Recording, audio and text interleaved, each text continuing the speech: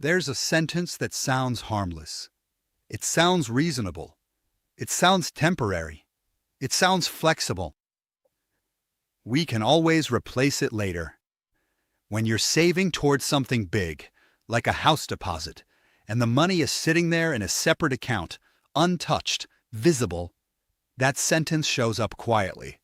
Not loudly, not dramatically, just slightly. And most days, it doesn't even feel wrong. But if I'm honest, when that thought appears, it feels slightly dishonest. Not catastrophic, not destructive, just slightly dishonest. And that's what makes it dangerous. We've put our house deposit into a separate account. It's not mixed with our monthly spending. It's not part of our day-to-day budget. It's just sitting there, growing, waiting. We don't have a fixed target number yet. We're still early in the process. Right now, the goal is simple. Save as much as possible so that when the time comes, we have more options. More options means better location, better house, better long-term position. But here's the problem. Money that is visible feels usable. When I log in and see the balance, part of my brain doesn't see future home. It sees available. And that's where the sentence enters. We can always replace it later.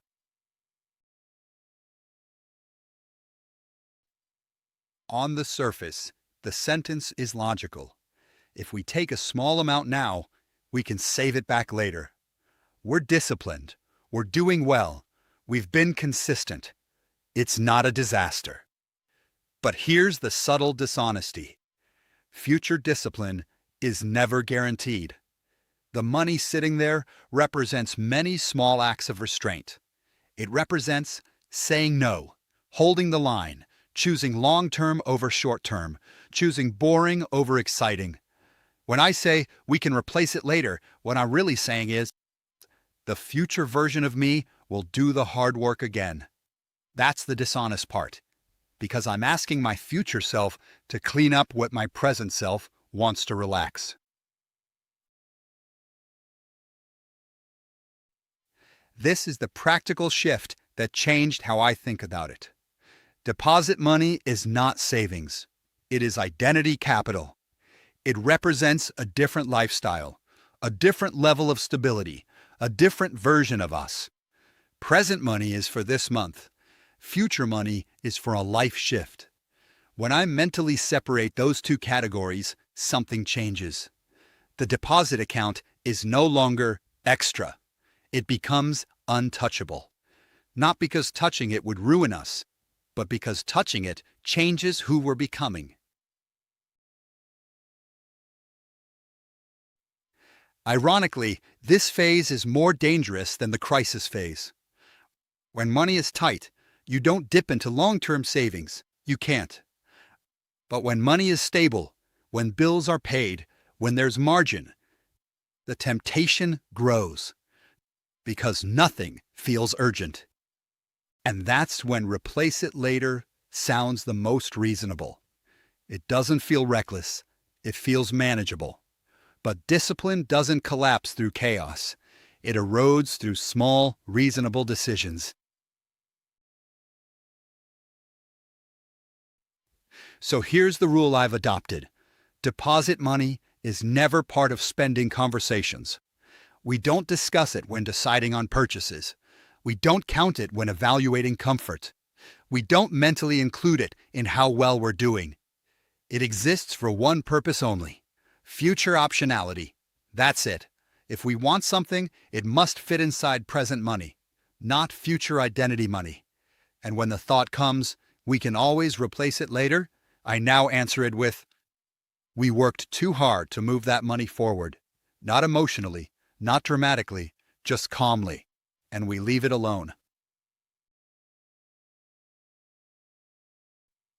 We don't have a fixed number yet.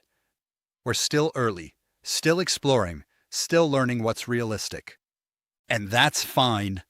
Right now, the discipline isn't about hitting a specific amount. It's about strengthening the muscle of protection, the habit of not dipping, the practice of not negotiating with future stability. The target will come, but first comes character. There's also a faith element here, trusting that what we're building slowly will open doors at the right time, trusting that we don't need to accelerate artificially, trusting that restraint now expands options later. It's not glamorous, it's not exciting, it's quiet, but so is most real progress. The sentence "we can always replace it later" isn't loud. It's subtle. It feels harmless. It feels temporary. But if you're building towards something bigger, that sentence can quietly undo months of restraint. The boring middle requires protection. Not fear, not panic. Protection. Because the money sitting there isn't just currency. It's future freedom. I'm JP, and I'll see you in the next one.